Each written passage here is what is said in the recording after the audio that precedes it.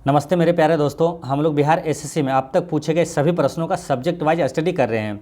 इससे आपकी तैयारी को सटीक डायरेक्शन और परीक्षा में शानदार लाभ मिलेगा।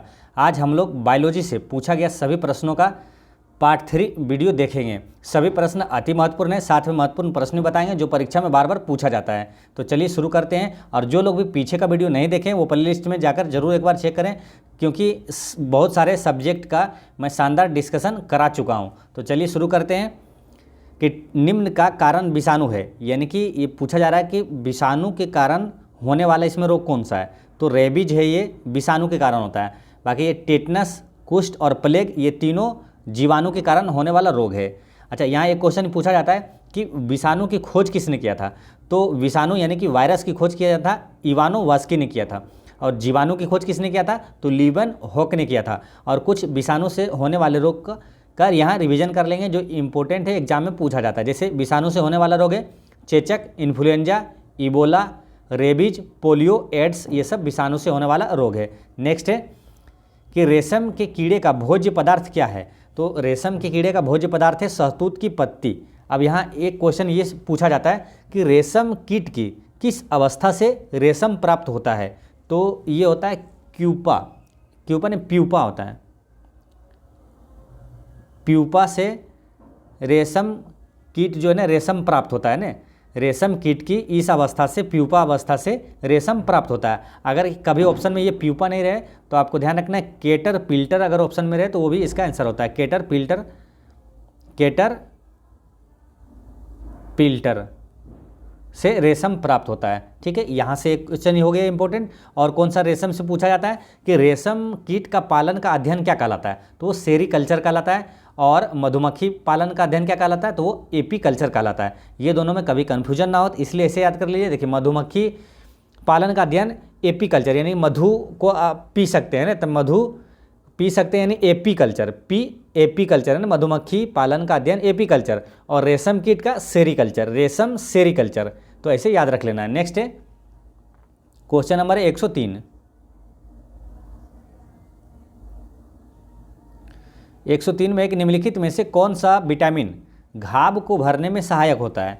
तो घाव को भरने में सहायक विटामिन होता है विटामिन सी। ठीक है, घाव को भरने में सबसे ज़्यादा सहायक विटामिन होता है विटामिन सी। ठीक है, अब यहाँ पर कुछ इंपॉर्टेंट क्वेश्चन याद रखेंगे, जैसे कि हार्मोन विटामिन किसे कहा जाता है। तो हार्मोन विटामिन, विटामिन डी को हार्मोन विटामिन कहा जाता है। और विटामिन डी से एक क्वेश्चन और भी आ जाता है कि सूर्य की किरणों से कौन सा विटामिन प्राप्त होता है, तो विटामिन डी प्राप्त होता है। ठीक है, अब रही बात विटामिन ए का, तो रतौंधी रोग किस विटामिन की कमी से होता है, तो विटामिन ए की कमी से होता है। और बेरी बेरी रोग जो होता है वो विटामिन बी की कमी से होता है। और अस्कर्वी रोग किस विटामिन की कमी से होता है, तो अस्कर्वी रोग विटामिन सी की कमी से होता है।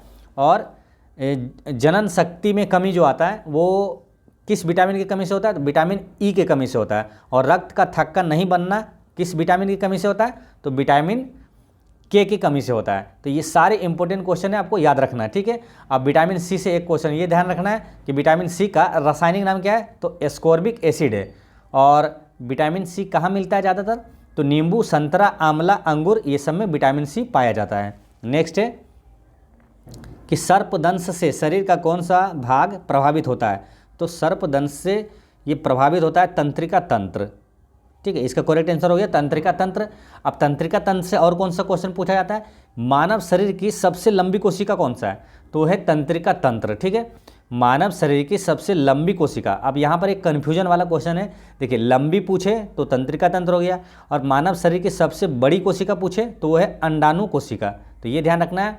अच्छा, पोलियो में शरीर का कौन सा अंग प्रभावित होता है, तो वो भी प्रभावित होता है तंत्रिका तंत्र। ठीक है, सर्पदंश से प्रभावित होता है तंत्रिका तंत्र, और पोलियो में भी प्रभावित होने वाला अंग कौन सा है, तो वह तंत्रिका तंत्र है। और एक क्वेश्चन ये आता है ना कि तंत्रिका तंत्र की इकाई क्या है, तो तंत्रिका तंत्र की संरचनात्मक इकाई है न्यूरॉन। अब यहाँ न्यूरॉन है तो एक इसी तरह है नेफ्रॉन है, तो वो भी ध्यान रखना है। किडनी की इकाई है नेफ्रॉन, किडनी या गुर्दे की इकाई पूछे तो वह है नेफ्रॉन। और तंत्रिका तंत्र की इकाई है न्यूरॉन। नेक्स्ट है गाय का गर्भाधान काल कितने दिनों का होता है। तो गाय का गर्भाधान काल होता है, ये होता है 280 दिन। ठीक है, 280 दिन हो गया। अब यहाँ पर कुछ इंपॉर्टेंट क्वेश्चन पूछा जाता है, जैसे कि भैंस का गर्भाधान कितना होता है, तो वो होता है लगभग 300 दिन होता है, यानी 308 दिन होता है भैंस का। और बकरी का गर्भाधान काल होता है 150 दिन, और कुत्ते का होता है 58 से 68 दिन, और बिल्ली का होता है 65 दिन। नेक्स्ट है, किसी भी पेड़ की आयु ज्ञात करने के लिए किससे ज्ञात किया जाता है, तो इसके तना की गोलाई को देखकर है उसकी आयु ज्ञात किया जाता है। ठीक है, इसका करेक्ट आंसर हो गया 1। जैसे कि आप पेड़ को जब काटेंगे ना, जैसे ऐसे पेड़ है, तो जैसे ये काट देंगे ना, तो देखेंगे कि बीच में है ना ऐसे ऐसे ऐसे ऐसे गोल गोल रहता है ना, तो यही है ना वो ऐसे गोल गोल जो रहता है, इसी से पृथ्वी की आयु ज्ञात किया जाता है। इसमें मौसम परिवर्तन के साथ क्या होता है कि एक ये लाइन कुछ गाढ़ा हो जाता है, कोई फीका रहता है, तो इसी से ये 1 साल गिनती हो जाता है। ठीक ना, तो पेड़ों की आयु ज्ञात किया जाता है उसकी तना की गोलाई को देखकर उसकी आयु ज्ञात किया जाता है। ठीक है, और यहाँ से पेड़ से कुछ इंपॉर्टेंट क्वेश्चन आता है एग्जाम में, जैसे कि विश्व में सबसे तेज़ी से बढ़ने वाला वृक्ष कौन सा है, तो वो है चिनार वृक्ष, है ना, वृक्ष का नाम है चिनार। विश्व में सबसे अधिक तेज़ी से बढ़ने वाला वृक्ष है चिनार। और भारत का राष्ट्रीय वृक्ष कौन सा है, तो वो है बरगद। और दुनिया का सबसे लंबा पेड़ कौन है, तो वो है हाइपरसन। दुनिया का सबसे लंबा पेड़ है हाइपरसन। नेक्स्ट है, डैश पौधों की मिट्टी में, डैश पौधों को मिट्टी में गाड़ते हैं, और डैश पौधों के प्रकाश संश्लेषण का स्थल है।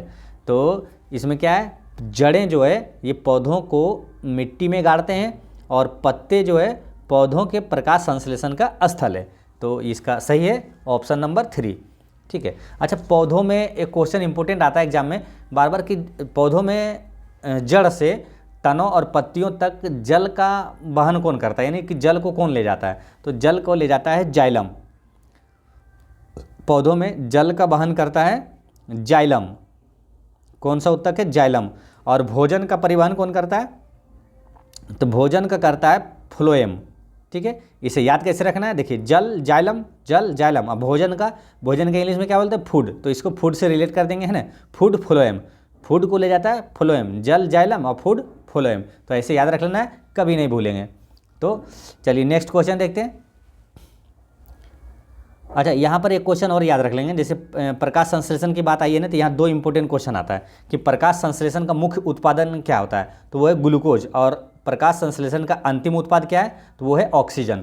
नेक्स्ट है, मानव शरीर की सबसे बड़ी ग्रंथि क्या है, तो मानव शरीर की सबसे बड़ी ग्रंथि है यकृत, है ना, जिसे इंग्लिश में बोलते हैं लीवर।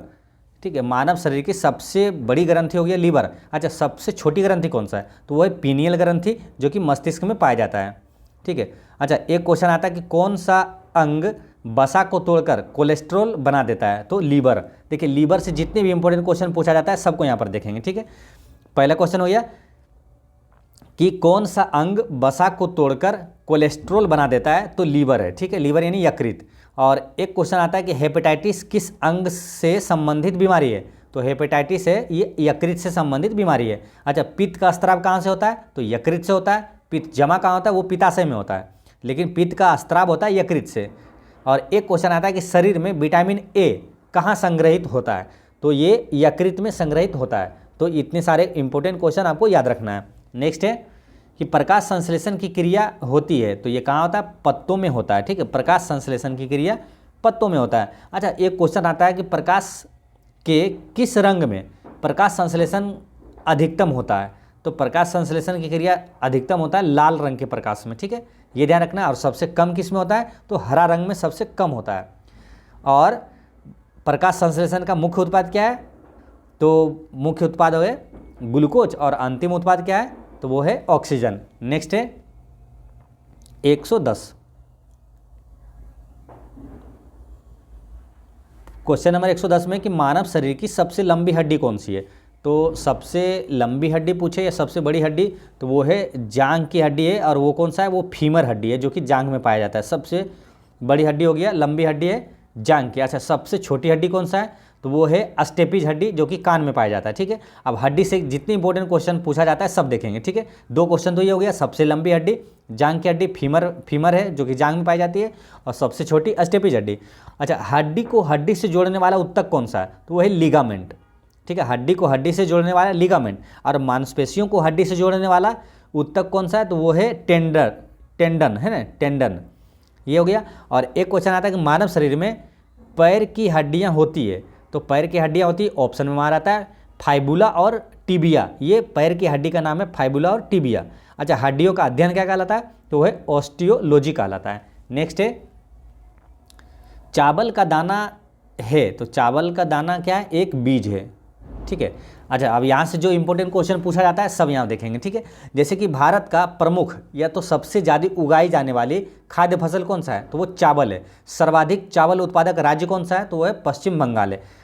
चावल में पश्चिम बंगाल है, और गेहूँ और गन्ना ये दोनों में है उत्तर प्रदेश, ठीक है। अच्छा, केंद्रीय चावल अनुसंधान संस्थान कहाँ है, तो कटक उड़ीसा में है, उड़ीसा के कटक में। अच्छा, चावल का कटोरा किस राज्य को कहा जाता है, तो छत्तीसगढ़ कहा जाता है, ठीक है। देखिए, चावल सबसे अधिक होता है पश्चिम बंगाल में, लेकिन चावल का कटोरा किस राज्य को कहा जाता है, तो छत्तीसगढ़ को कहा जाता है। नेक्स्ट है कि किस पौधे में बीज होता है लेकिन फल नहीं होता है, तो ये ईख यानी कि गन्ना में बीज होता है लेकिन फल नहीं होता है, ठीक है। अब गन्ना से कौन सा क्वेश्चन और आता है, तो सर्वाधिक गन्ना उत्पादक देश कौन सा है, तो ब्राज़ील है। और सबसे ज़्यादा गन्ना उत्पादक राज्य कौन सा है, तो उत्तर प्रदेश है। और एक आता है कि लाल सड़न रोग यानी कि रेड रोट रोग जो होता है ये किस में होता है, तो गन्ना में होता है, ये ध्यान रखना है। नेक्स्ट है कि निम्न में से किस पौधे का फल भूमि के नीचे पाया जाता है, तो इसमें फल जो है भूमि के नीचे पाया जाता है, तो ये है मूंगफली, ठीक है। इसका करेक्ट आंसर है मूंगफली। किस पौधे का फल भूमि के नीचे पाया जाता है, तो मूंगफली का। मूंगफली से और क्वेश्चन कौन सा आता है कि मूंगफली का सर्वाधिक उत्पादन किस राज्य में होता है, तो गुजरात में होता है। अब यहाँ ये ध्यान रखना है कि मूंगफली और कपास ये दोनों का सर्वाधिक उत्पादन राज्य है गुजरात। नेक्स्ट है कि मटर पौधा है, तो मटर क्या है, एक शाकीय पौधा है, ठीक है। मटर एक शाकीय पौधा है यानी कि शाक है, इसका आंसर हो गया शाक, ठीक है। अब मटर से एक क्वेश्चन और आता है, कौन मालूम, कि मेंडल ने, ग्रेगरी मेंडल जो था वो जब क्या अनुवांशिकी का सिद्धांत देते समय वो अपने प्रयोग के लिए किस पौधे का संकरण करने के लिए उपयोग किया था, तो मटर के पौधे का ही यूज किया था, ठीक है। अनुवांशिकी का जनक कौन है, तो ग्रेगरी मेंडल है। नेक्स्ट है कि येलो केक नामक जिस वस्तु की सीमा पार तस्करी की जाती है वो क्या है, तो वो है यूरेनियम ऑक्साइड, है ना। येलो केक नाम दिया है किसको, यूरेनियम ऑक्साइड का, जो कि सीमा पार तस्करी की जाती है। अब यूरेनियम से क्वेश्चन आता है जो वो देखेंगे, जैसे कि पिच ब्लेंड है, किसका अयस्क है, तो ये यूरेनियम का अयस्क है पिच ब्लेंड। आप पृथ्वी की आयु का अनुमान किसके द्वारा पता लगाया जाता है, तो यूरेनियम डेटिंग के द्वारा पता लगाया जाता है। नेक्स्ट है किस मौसम में वसा की अधिक आवश्यकता होती है, तो किस मौसम में वसा की अधिक आवश्यकता होती है, तो शीत ऋतु में वसा की सबसे ज़्यादा आवश्यकता होती है, ठीक है। अब वसा से एक क्वेश्चन आता है कि वसा में घुलनशील विटामिन कौन सा है, ठीक है। तो वसा में घुलनशील विटामिन है ए, डी, ई और के, है ना, इसे याद रख लेना, एडेक। और जल में घुलनशील कौन सा है, तो जल में घुलनशील विटामिन है बी और सी। नेक्स्ट है 117 प्रकाश संश्लेषण की प्रक्रिया के लिए कौन सी गैस आवश्यक है, तो इसमें आवश्यक कौन सा है मालूम, सबसे ज़्यादा आवश्यक ये जो है कार्बन डाइऑक्साइड है। प्रकाश संश्लेषण की प्रक्रिया के लिए कौन सी गैस आवश्यक है, तो वो है कार्बन डाइऑक्साइड। अच्छा, एक क्वेश्चन आता है कि हरे वृक्ष प्रकाश संश्लेषण की क्रिया में वो तो आप मालूम पीछे बताएं, प्रकाश संश्लेषण का जो मुख्य उत्पाद होता है क्या होता है, ऑक्सीजन, और अंतिम उत्पाद, मुख्य उत्पाद होता है ग्लूकोज और अंतिम उत्पाद होता है ऑक्सीजन, ये ध्यान रखना है। और एक चीज़ ये ध्यान रख लेना है कि हरे वृक्ष जो है वो प्रकाश संश्लेषण की क्रिया में कार्बन डाइऑक्साइड को लेते हैं और ऑक्सीजन को निकालते हैं, ठीक है।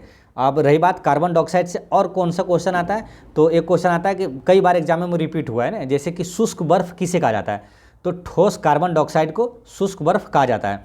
और एक ये भी आता है कि वायुमंडल में कार्बन डाइऑक्साइड की मात्रा कितनी है, तो 0.03% है वायुमंडल में कार्बन डाइऑक्साइड की मात्रा। और आग बुझाने में किस गैस का प्रयोग किया जाता है, तो कार्बन डाइऑक्साइड का प्रयोग किया जाता है। नेक्स्ट है कि स्तनीय जंतु जो उड़ सकता हो, तो स्तनीय जंतु वो है चमगादड़ जो कि उड़ सकता है। अब चमगादड़ से एक क्वेश्चन और आता है कि चमगादड़ अंधेरे में उड़ सकता है, क्यों, क्योंकि अल्ट्रासोनिक यानी कि पराश्रव्य तरंगे जो है द्वारा वो निर्देशित होता है, इसलिए चमगादड़ अंधेरे में उड़ सकता है। अच्छा, दुनिया का सबसे बड़ा स्तनधारी प्राणी कौन सा है? तो वो है नीली व्हेल। नेक्स्ट है, जब दूध दही में परिवर्तित होती है तो उसके खट्टापन की वजह क्या है? तो लैक्टिक एसिड है। अब दूध से कई इंपॉर्टेंट क्वेश्चन पूछा जाता है, ठीक है। कौन कौन सा है? जैसे कि दूध से पूछा जाता है कि दूध में का सफ़ेद रंग वो किस प्रोटीन के कारण होता है? तो दूध का सफ़ेद रंग केसिन प्रोटीन के उपस्थिति के कारण होता है। और दूध का जो पीलापन होता है किसके कारण? वो होता है कैरोटीन के कारण होता है। श्वेत क्रांति का संबंध किससे है? तो वो है दूध उत्पादन से। श्वेत क्रांति को ऑपरेशन फ्लड के भी नाम से भी जाना जाता है, यानी कि श्वेत क्रांति और ऑपरेशन फ्लड ये दोनों का संबंध हो गया दूध उत्पादन से। अच्छा, श्वेत क्रांति का जनक कौन है? तो वर्गीज कुरियन है। राष्ट्रीय दूध दिवस कब मनाया जाता है? 26 नवंबर को, और 26 नवंबर को ही संविधान दिवस ही भी मनाया जाता है। नेक्स्ट है, पानी का सबसे शुद्ध रूप इनमें से कौन सा है? तो पानी का सबसे शुद्ध रूप होता है वर्षा का पानी, ठीक है। वर्षा का पानी हो गया। और जैसे पानी का शुद्ध रूप, तो एक क्वेश्चन आता है ना कि जल के शुद्धिकरण में किस गैस का प्रयोग किया जाता है? तो क्लोरीन का प्रयोग किया जाता है। और एक क्वेश्चन यहाँ से आता है कि वर्षा की बूंदें गोलाकार होती है किसके कारण? तो पृष्ठ तनाव के कारण होता है। नेक्स्ट है कि इनमें से किस में प्रोटीन नहीं पाया जाता है?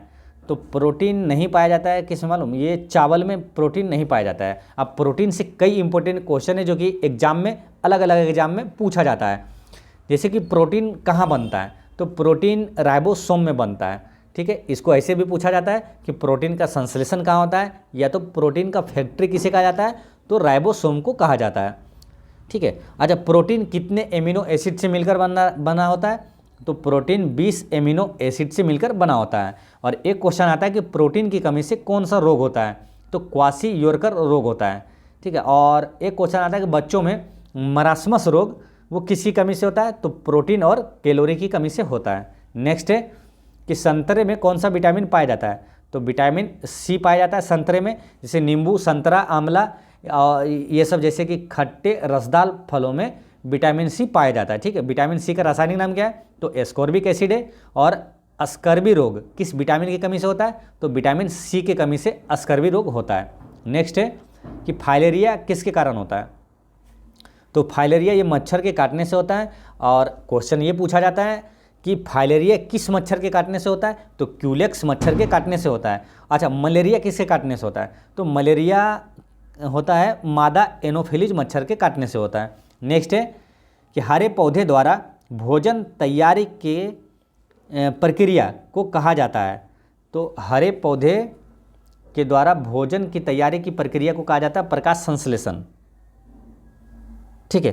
प्रकाश संश्लेषण कहा जाता है। और यहाँ पर प्रकाश संश्लेषण आई है, तो प्रकाश संश्लेषण से जो इम्पोर्टेंट क्वेश्चन है सबको यहाँ पर रिवीजन करेंगे, ठीक है। देखिए मैं तो कई बार बताता हूँ, इसलिए बार बार बताता हूँ ताकि आपको अच्छे से याद हो जाए।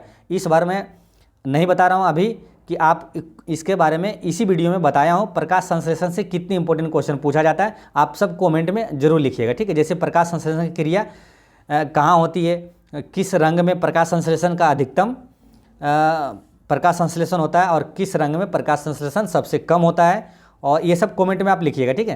प्रकाश संश्लेषण का मुख्य उत्पाद क्या है, प्रकाश संश्लेषण का अंतिम उत्पाद क्या है, ठीक है। मैं कई बार हर वीडियो में बताता हूँ ताकि आपको अच्छे से याद हो। तो आप भी अगर कमेंट में लिखेंगे तो आपको और आसानी से और अच्छे से याद हो जाएगा, कभी आप चाहकर भी नहीं भूल पाइएगा।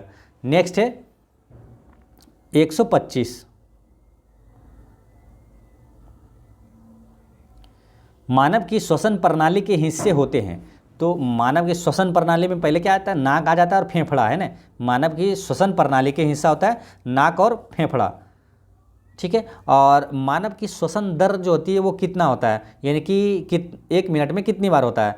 तो मानव की श्वसन दर होता है 12 से 16 बार होता है प्रति मिनट होता है, ये ध्यान रखना है। नेक्स्ट है कि गैस और जल वाष्प के मंडल को कहा जाता है। तो गैस और जल वाष्प के मंडल को वायुमंडल कहा जाता है, ठीक है। अब यहाँ इस चैप्टर से जो भी इंपॉर्टेंट क्वेश्चन आता है वो देखते हैं। जैसे वायुमंडल का सबसे निचली परत कौन सा होता है? तो क्षोभ मंडल होता है।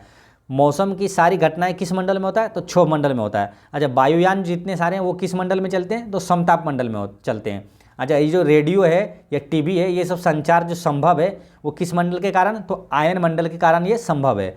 और पृथ्वी पर पराबैंगनी किरणों को, खतरनाक पराबैंगनी किरणों को पृथ्वी पर आने से कौन बचाता है? तो ओजोन परत बचाता है। तो ये ध्यान रखना है, इतने सारे इंपॉर्टेंट चीज़ ध्यान रखना है। और क्या ध्यान रखना है कि वायुमंडल में सबसे ज़्यादा प्रचुर मात्रा में कौन सी गैस होती है? तो नाइट्रोजन होता है, 78% होता है। और कार्बन डाइऑक्साइड कितना होता है? तो ये दोनों पूछा जाता है। कार्बन डाइऑक्साइड 0.03% होता है। नेक्स्ट है कि वसा और तेल है, तो वसा और तेल क्या है? एक लिपिड है, ठीक है। वसा और तेल क्या है? एक लिपिड है। वसा और तेल ऊर्जा के ठोस स्रोत होता है, ठीक है। देखिए वे सभी पदार्थ जो जल में अघुलनशील तथा कार्बनिक विलायकों में विलय होता है वो लिपिड कहलाता है। नेक्स्ट है कि वायरस के कारण कौन सी बीमारी होती है? तो वायरस के कारण होने वाला इसमें कौन सा है? चेचक है, ठीक है। चेचक क्या वायरस से होता है। मलेरिया किससे होता है? तो ये प्रोटोजोआ से होता है। मादा एनोफिलीज मच्छर के काटने से होता है मलेरिया, ठीक है। और ये क्षय रोग जो है इसको टीबी बोलते हैं। टीबी किसके कारण होता है? तो बैक्टीरिया के कारण होता है। और डायरिया जो है ये किसके कारण होता है? तो डायरिया विषाणु के द्वारा होता है। कुछ मामलों में ये जीवाणु के द्वारा भी होता है डायरिया। नेक्स्ट है कि विटामिन सी का सबसे प्रचुर स्रोत कौन सा है? तो इसमें है आंवला, ठीक है। सबसे प्रचुर स्रोत इसमें आंवला। देखिए विटामिन सी जो है वो कहाँ पाया जाता है ज़्यादा? जैसे नींबू हो गया, संतरा, आंवला, ये सब में विटामिन सी पाया जाता है, ठीक है। अच्छा, विटामिन सी का रासायनिक नाम क्या है? एस्कॉर्बिक एसिड है। और अस्कर्बी रोग किस विटामिन की कमी से होता है? तो विटामिन सी की कमी से अस्कर्बी रोग होता है। नेक्स्ट है कि पारिस्थितिकी शास्त्र द्वारा क्या अध्ययन होता है? तो पारिस्थितिकी शास्त्र में ये अध्ययन होता है किसका? जीवों और अपने वातावरण के बीच संबंधों का अध्ययन होता है, ठीक है। अब यहाँ पर कुछ इंपॉर्टेंट क्वेश्चन आता है, जैसे कि पारिस्थितिकी शब्द किसने दिया, ठीक है। तो पारिस्थितिकी तंत्र शब्द एक है पारिस्थितिकी और एक है पारिस्थितिकी तंत्र, ठीक है। देखिए पारिस्थितिकी शब्द दिया है अर्नेस्ट हैकेल ने, पारिस्थितिकी शब्द दिया है अर्नेस्ट हैकेल ने। और एक है पारिस्थितिकी तंत्र, तो पारिस्थितिकी तंत्र शब्द दिया है एजी टेंसले ने, ये ध्यान रखना है। नेक्स्ट है मानव शरीर का सामान्य तापमान है, तो मानव शरीर का सामान्य तापमान फ़ारेनहाइट में है 98.6 फ़ारेनहाइट, ठीक है। अच्छा, सेल्सियस में कितना है?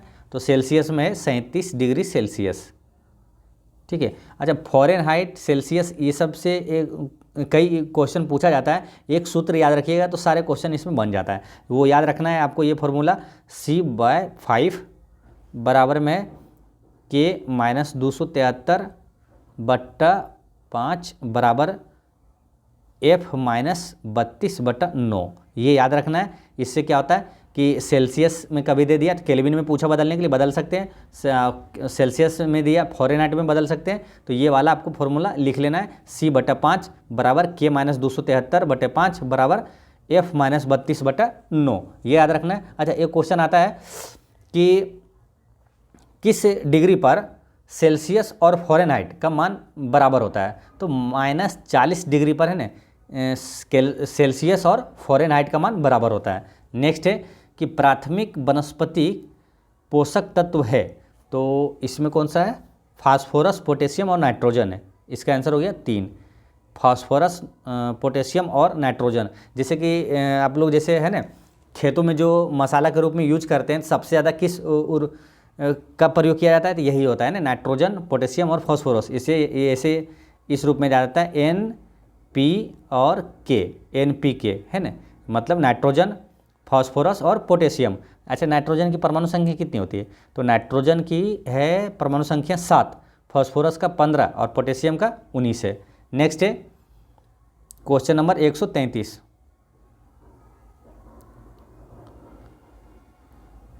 133 में सूरज के संपर्क में व्यक्ति का स्वास्थ्य बेहतर होता है, क्यों?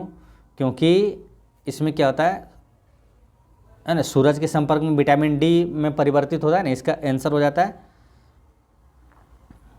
ऑप्शन नंबर 4 की पराबैंगनी किरणें त्वचा के तेल को विटामिन डी में परिवर्तित कर देता है, ठीक है। ये ध्यान रखना है, विटामिन डी को और क्या बोला जाता है? हार्मोन विटामिन डी को ही कहा जाता है। विटामिन डी का रासायनिक नाम क्या है? कैल्सीफेरोल है। और रिकेट्स रोग किस विटामिन की कमी से होता है? तो विटामिन डी के कमी से ही रिकेट्स रोग होता है। नेक्स्ट है कि पारिस्थितिकी विज्ञान इसमें से किससे संबंधित है?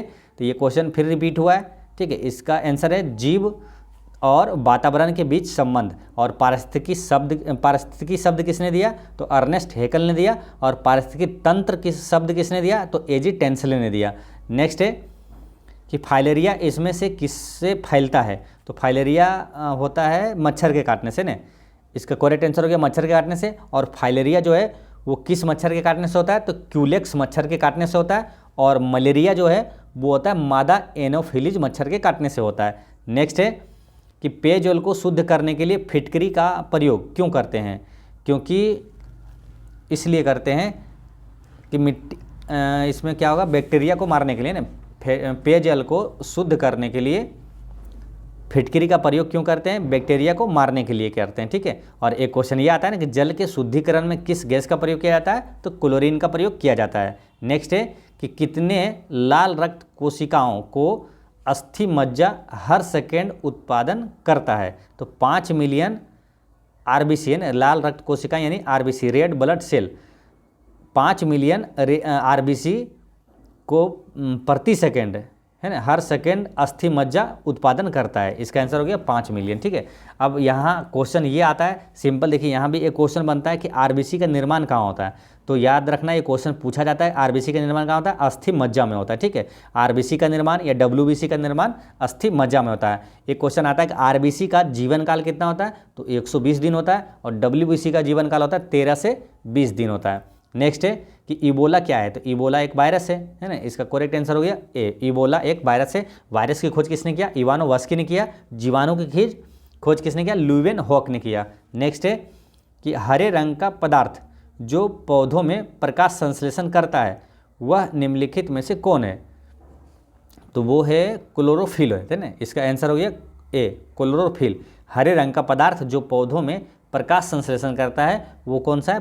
क्लोरोफिल है। अच्छा, क्लोरोफिल में कौन सा धातु पाया जाता है? तो वो है मैग्नीशियम। नेक्स्ट है 140 शुष्काक्षिकोप का मनुष्यों में प्रकोप किस विटामिन की कमी से होता है? यानी शुष्काक्षिकोप रोग जो है वो किस विटामिन की कमी से होता है? तो विटामिन ए की कमी से होता है, ठीक है। शुष्काक्षिकोप को जीरोफ्थाल्मिया रोग भी कहा जाता है ना। जीरोफ्थाल्मिया यानी कि शुष्काक्षिकोप रोग होता है, वो आँखों से संबंधित है, ये ध्यान रखना है। अच्छा, विटामिन ए जो है विटामिन ए से आँखों से संबंधित है। और एक और आता है बार बार ज़्यादा जो रिपीट होता है कि रतौंधी किस विटामिन की कमी से होता है? तो विटामिन ए की कमी से ही रतौंधी रोग होता है, ठीक है। और विटामिन के की कमी से रक्त का थक्का नहीं बनता है। और रिकेट्स रोग विटामिन डी की कमी से होता है। और स्कर्वी रोग विटामिन सी की कमी से होता है। नेक्स्ट है कि प्रोटीन ऊर्जा कुपोषण का परिणाम है। तो प्रोटीन ऊर्जा है, ये प्रोटीन ऊर्जा जो है ये कुपोषण का परिणाम है किसका? तो बाल क्षय। देखिए इसके बारे में मैं इसी वीडियो में बताया हूँ। प्रोटीन से जितना क्वेश्चन पूछा जाता है उसमें बताया हूँ कि मरास्मस रोग है ना किस की कमी से होता है? तो मरास्मस रोग यानी कि बाल क्षय रोग जो है वो प्रोटीन की कमी से होता है, ठीक है। आप प्रोटीन की कमी से ये रोग हो गया, ठीक है। प्रोटीन के बारे में जितने क्वेश्चन मैं बताया हूँ आप कमेंट में जरूर लिखिएगा, ठीक है ना। इससे क्या होगा, आपका स्किल डेवलपमेंट काफ़ी तेज़ी से होगा। तो प्रोटीन से जो भी क्वेश्चन पूछा जाता है आपको एक भी छूटेगा नहीं। नेक्स्ट है कि शरीर के किस अंग की खराबी से मधुमेह रोग का प्रकोप होता है? तो मधुमेह रोग होता है ये पेनक्रियाज या अग्नाशय की खराबी से होता है। ऐसा क्यों? देखिए मधुमेह रोग जो होता है वो इंसुलिन की कमी से होता है, ठीक है। इंसुलिन की कमी से होता है। तो इंसुलिन का संबंध इससे पेनक्रियाज से है। कैसे? क्वेश्चन डायरेक्ट आता है कि इंसुलिन का स्त्राव कहाँ से होता है? तो अग्नाशय से ही होता है, ठीक है। अग्नाशय को इंग्लिश में बोलते हैं पेनक्रियाज। तो अग्नाशय से ही इंसुलिन का स्त्राव होता है। और डायबिटीज होता है उसमें क्या होता है? रक्त में शर्करा की मात्रा बढ़ जाता है। तो इंसुलिन जो है वो रक्त में शर्करा की मात्रा को नियंत्रित करता है, ठीक है। तो इंसुलिन का स्त्राव होता है अग्नाशय से। अग्नाशय जब खराब हो जाएगा तो इंसुलिन का स्त्राव नहीं होगा, तो फिर क्या है, शर्करा की मात्रा बढ़ जाती है, तो फिर वो मधुमेह रोग हो जाता है, ठीक है। तो ये ध्यान रखना है। यहाँ पर 2-3 क्वेश्चन पूछा जाता है, ठीक है। फिर से क्वेश्चन एक बार समझ लीजिए। जैसे इंसुलिन का स्त्राव कहाँ से होता है? तो अग्नाशय से होता है। और इंसुलिन की कमी से कौन सा रोग होता है? तो मधुमेह रोग होता है, ये ध्यान रखना है। और एक क्वेश्चन ये याद रखना है कि विश्व मधुमेह दिवस कब मनाया जाता है? तो विश्व मधुमेह दिवस मनाया जाता है 14 नवंबर को, ठीक है। और इंसुलिन का खोज किसने किया था? तो इंसुलिन का खोज किया था बेटिंग एवं बेस्ट ने। नेक्स्ट है कि घेंघा रोग आयोडीन की कमी से होता है, यह निम्न में से किस क्षेत्र में व्याप्त होता है। देखिए ये कहाँ पर होगा कि आयोडीन की कमी से, या जहाँ नमक नहीं बनता है यानी कि नमक ज़्यादा नहीं पाया जाता है, वो आयोडीन की कमी होगा, वहाँ घेंघा रोग होगा। तो ये है पहाड़ी क्षेत्र में, इसका आंसर हो जाता है पहाड़ी क्षेत्र में। ठीक है, अच्छा आयोडीन की कमी से किस ग्रंथि में सूजन आ जाती है, तो थायराइड ग्रंथि में सूजन आ जाती है आयोडीन की कमी से, और थायराइड ग्रंथि में जो सूजन आती है उसे ही घेंघा रोग कहा जाता है।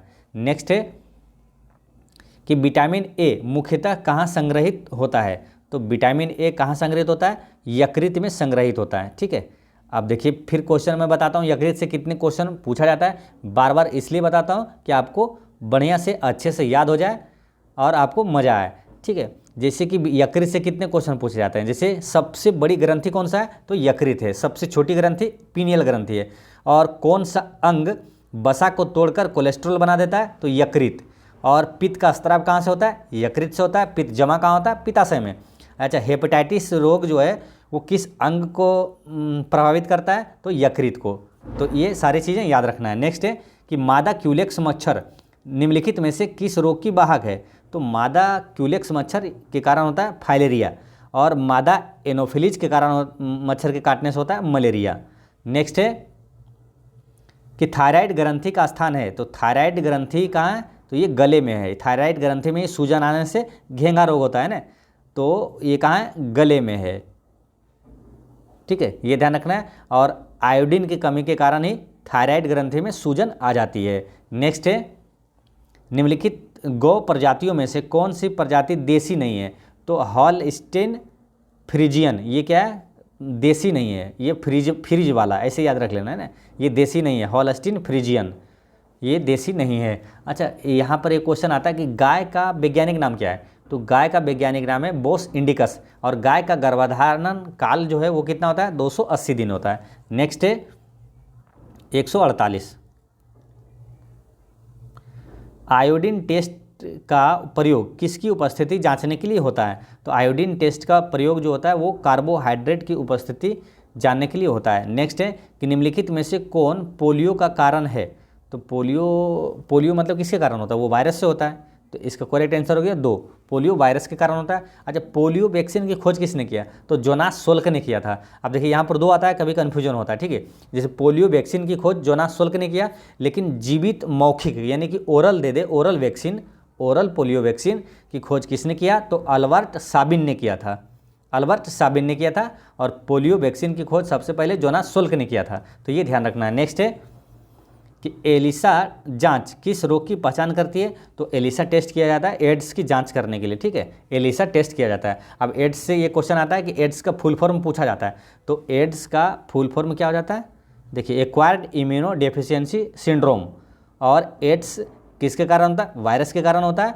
और एड्स दिवस कब मनाया जाता है, तो 1 दिसंबर को मनाया जाता है। तो दोस्तों इस तरह से बायोलॉजी से पूछा गया सभी प्रश्नों का पार्ट 3 वीडियो होता है समाप्त। और पिछले वीडियो मैंने आपसे क्वेश्चन पूछा था कि बिहार का क्षेत्रफल कितना वर्ग किलोमीटर है, तो वो है 94,163 वर्ग किलोमीटर है बिहार का वर्तमान क्षेत्रफल। और आज का क्वेश्चन है कि ध्वनि की चाल सबसे ज़्यादा किस में होती है, ये ठोस में, द्रव में, गैस में, या तीनों में बराबर, ये आपको बताना है। ठीक है, ध्वनि की चाल सबसे ज़्यादा किस में होती है। और एक चीज़ हमेशा याद रखना है कि आपकी प्रेम और मुस्कान 2 अनमोल रत्न है, इसे छोटी छोटी बातों में खोने ना दें। पढ़ते रहें, मुस्कुराते रहें। जय हिंद दोस्तों।